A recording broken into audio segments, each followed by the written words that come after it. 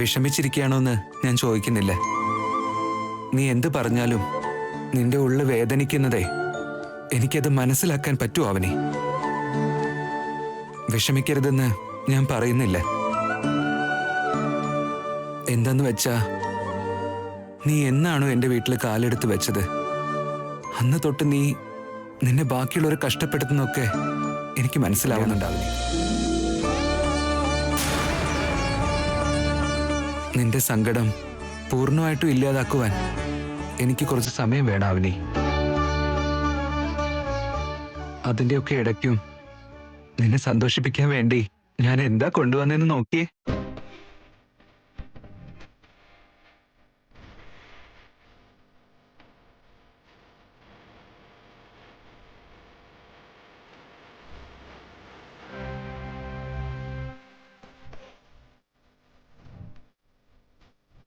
എങ്ങനെ ഇത് കൊണ്ടുവന്നേ? ഒരു ചെറിയ ടാസ്ക് എടുത്ത് ഒപ്പിച്ചു.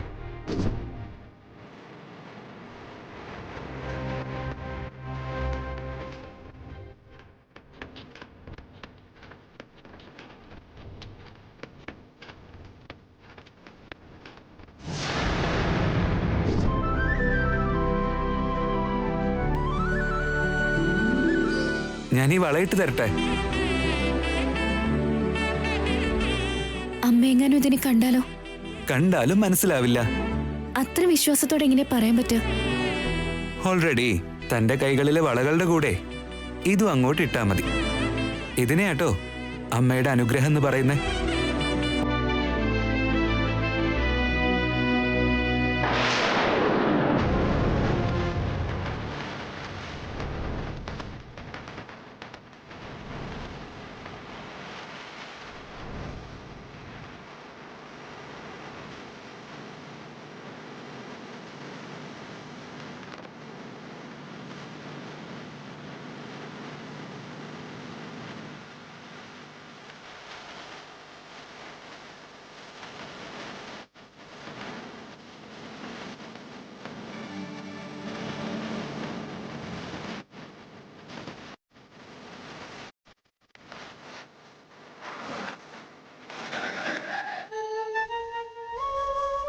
എല്ലാരും അവിടെ നിൽക്കുമ്പോ നീ ഇവിടെ എന്താ ചെയ്യുന്നേ? വന്നേ. ഓക്കെ പ്രിയ, ഞാൻ കുറച്ച് കഴിഞ്ഞ് വിളിക്കാം. ബൈ.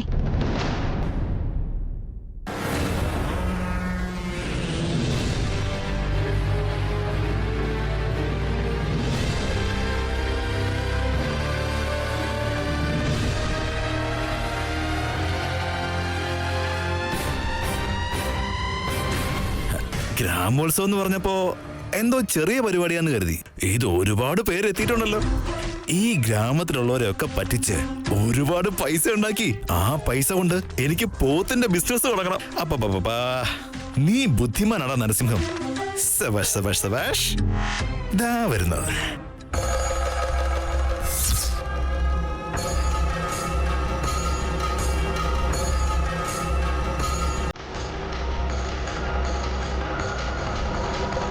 ഈ പെണ്ണിനെ ഞാൻ എവിടെയോ കണ്ട പോലെ ഉണ്ടല്ലോ.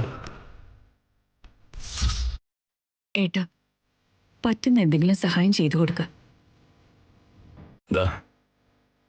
ഈ 10,000 വെച്ചോ.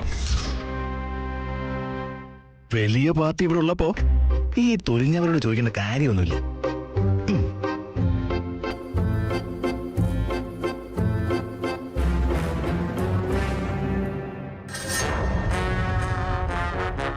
നമസ്കാരം മാഡം.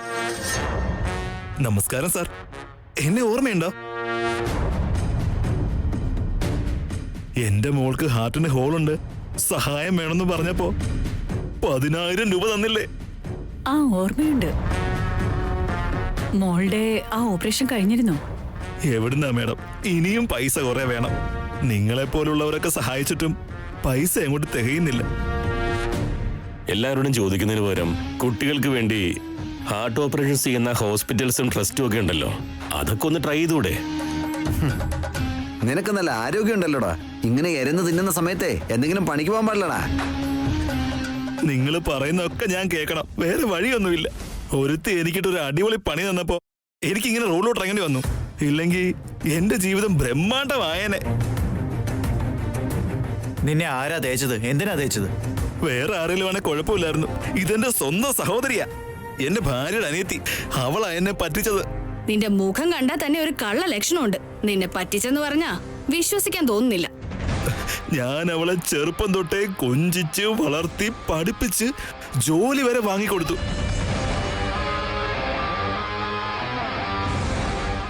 എനിക്കും എന്റെ കുടുംബത്തിനും താങ്ങാവാൻ വേണ്ടി ഞാൻ അത്രയും ത്യാഗം ചെയ്തപ്പോ അവസാനം അവള് എന്റെ ആഗ്രഹങ്ങൾക്കെല്ലാം തീയിട്ട് വീട്ടിൽ നിന്ന് ഒളിച്ചോടി പോയെന്ന്.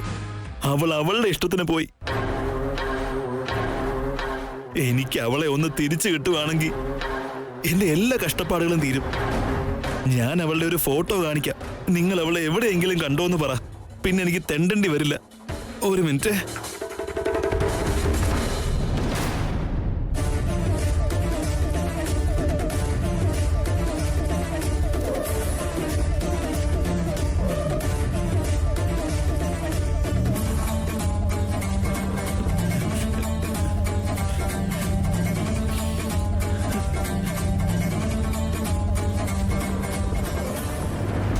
ഇതാ ഞാൻ പറഞ്ഞ പെൺകുട്ടി.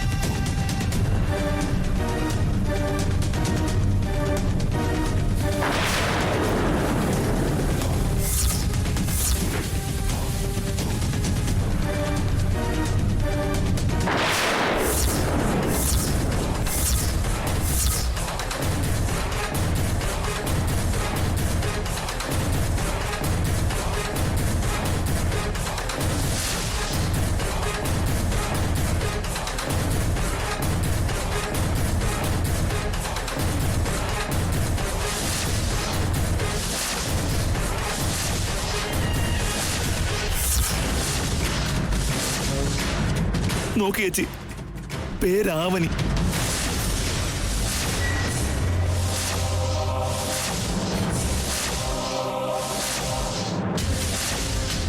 വളരെ സുന്ദരിയാ ചേച്ചി.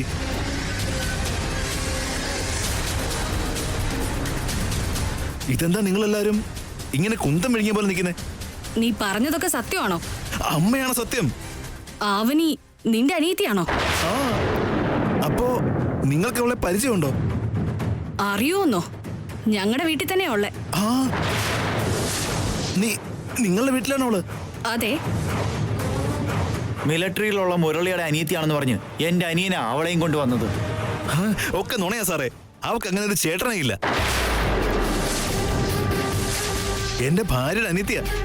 അമ്മയാണ് സത്യം. നീ പറഞ്ഞവള് ഞങ്ങളോടൊപ്പം വന്നിട്ടുണ്ട്. എവിടെയുണ്ട് അവനി? അവനി? അവനി?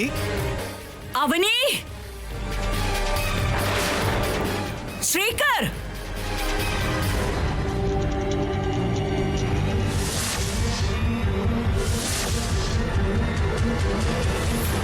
ഏട്ടാ, അമ്മയാണല്ലോ വിളിക്കുന്നത്. അമ്മയുടെ ശബ്ദത്തിൽ ദേഷ്യമുണ്ട്.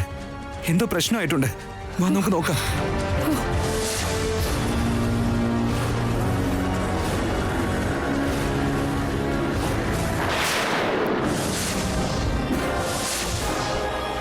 അളിയ,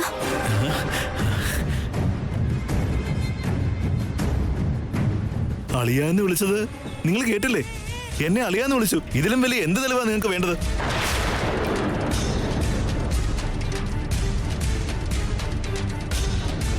നിന്നെ ഞാൻ ഈ ലോകം മുഴുവൻ തപ്പി നടക്കുമ്പോ നീ ഇവിടെ ഉണ്ടായിരുന്നോ?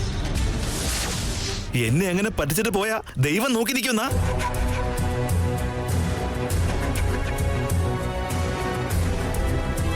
ഇവിടെ മുരളിയുടെ അനിയത്തിയാന്ന് എന്തിനാണ് നീ ഞങ്ങളോട് കള്ളം പറഞ്ഞത്? എന്തിനാ നീ ഞങ്ങളെ വഞ്ചിച്ച് ഞങ്ങളുടെ വീട്ടിൽ കയറി പറ്റിയത്?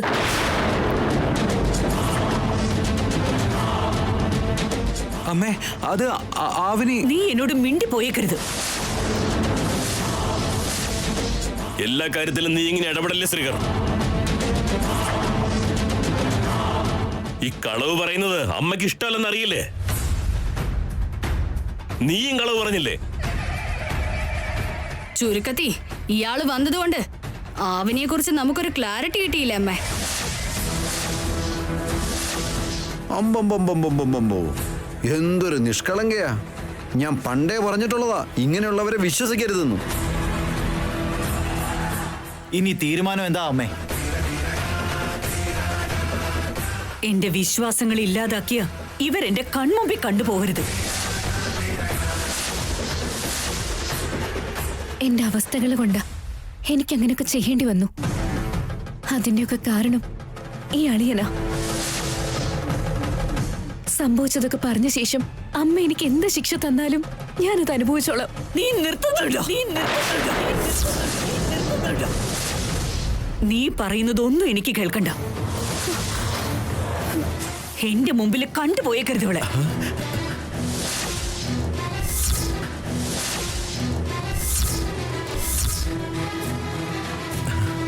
ആരെങ്കിലും എന്തെങ്കിലും സഹായം ചെയ്യുന്ന കരുതിയാ ഞാൻ ഇങ്ങോട്ട് വന്നത്. എന്നിട്ടോ എനിക്ക് എന്റെ സ്വർണ്ണ പെട്ടി കിട്ടി. നിനക്ക് വേണ്ടി ആ സുരേന്ദ്രൻ വെയിറ്റിംഗാ. എടാ, എടാ. അമ്മേ, അവന് പാവമാണ് അമ്മേ. വാ. അമ്മേ, കൈ വിടമ്മേ. നീ അവിടെ പോവാൻ പാടില്ല. അമ്മേ, അവനൊരു ദുഷ്ടനാ. വിടമ്മേ. ഇനി കള്ളം പറഞ്ഞാലുണ്ടല്ലോ. ശ്രീകർ, എന്നെ രക്ഷിക്കണേ. എന്റെ അളിയൻ എന്നെ ആ സുരേന്ദ്രനെ വിൽക്കും. അതിനേക്കാൾ ഭേദം ഞാൻ ചാവുന്നതാ. അവന് അമ്മേ, വിടമ്മേ, പ്ലീസ് അമ്മേ, പ്ലീസ് അമ്മേ. എന്റെ വാക്കിനെ ധിക്കരിക്കുന്നത് നിനക്ക് നല്ലതല്ല ശ്രീ.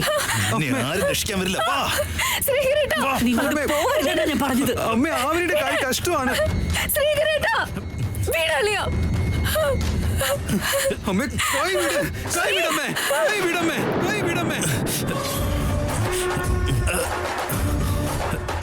അമ്മ പറഞ്ഞിട്ടും കേൾക്കാത്തതുപോലെ ശ്രീകരനെ വശീകരിച്ച് വെച്ചിരിക്കുന്നു നോക്ക്. എടാ, എടാ,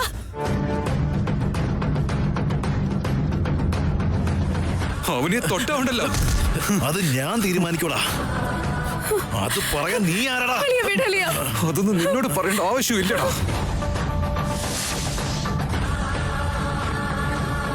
അവളുമായിട്ട് നിനക്ക് എന്ത് ബന്ധമാടാ? എടാ, മര്യാദയ്ക്ക് ഇവിടുന്ന് മിണ്ടാതെ പോടാ.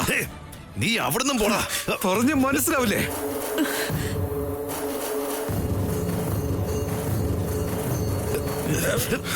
എടാ,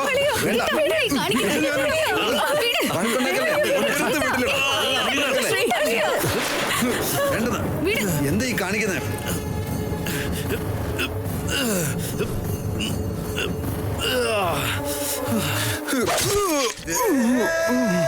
ശ്രീകർ, ശ്രീകർ, ശ്രീകർ. അയ്യോ,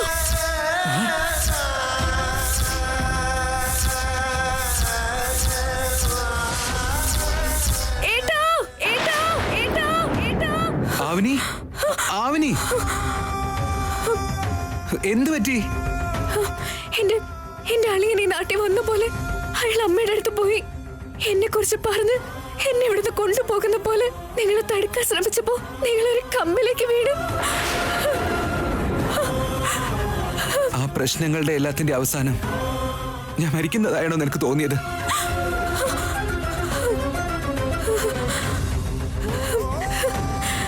ആ ചിന്ത തന്നെ എത്ര ഭീകരമാണ്.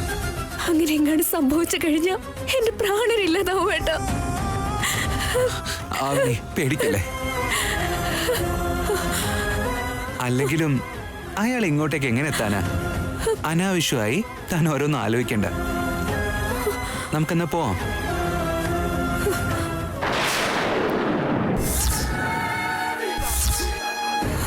എന്തു പറ്റി?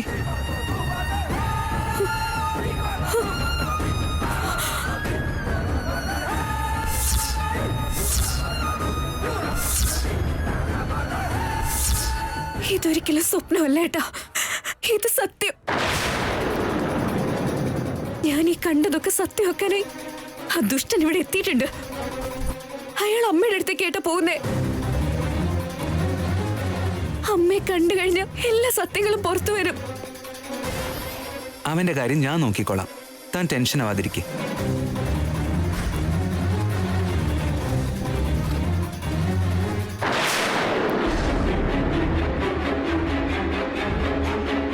ഈ ആളുകളെ കാണുമ്പോ വെറും പാവങ്ങളാണെന്നാ തോന്നുന്നേ. ഇവരുടെ കയ്യിൽ നിന്ന് മാക്സിമം പൈസ അടിക്കണം.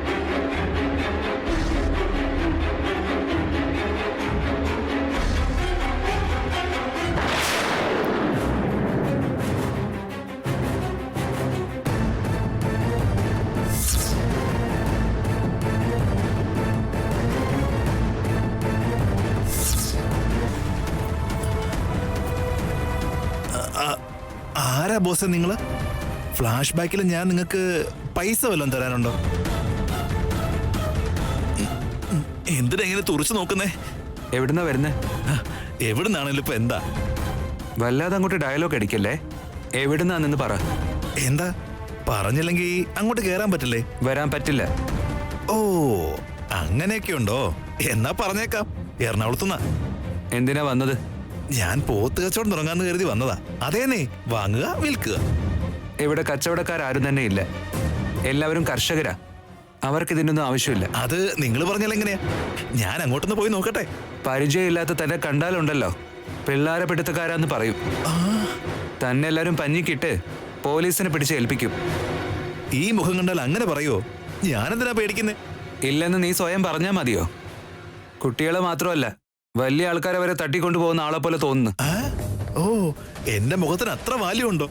എന്നാ നോക്ക്, ഇവിടെ എല്ലാവരും പവിത്രമായൊരു ചടങ്ങ് നടത്തിക്കൊണ്ടിരിക്കുക. നിന്നെപ്പോലുള്ളവര് ഈ സ്ഥലത്തേക്കൊന്നും വന്നേക്കരുത്. മര്യാദയ്ക്ക് പറയുക. പോവാൻ നോക്ക്. നിങ്ങൾ വളരെ മര്യാദയുള്ളവനാ. പക്ഷെ എനിക്ക് ബുദ്ധിമുട്ട് അനുഭവിക്കുന്ന ഒരു കുടുംബമുണ്ട്. എന്റെ മകളുടെ പഠനം നിന്നുപോയി. എന്തെങ്കിലും സഹായം കിട്ടുമെന്നറിയാൻ ഞാൻ ഇവിടെ ഒന്ന് വന്നു നോക്കിയതാ. ഇങ്ങനെ ഓരോ അഭ്യാസങ്ങൾ എടുത്തു കഴിഞ്ഞാലേ തന്നെ പിടിച്ചിവിടെ മരത്ത് കെട്ടിയിടും. ആണോ? തിരിച്ചു പോകാൻ പോലും പൈസ ഇല്ലല്ലോ ബോസെ.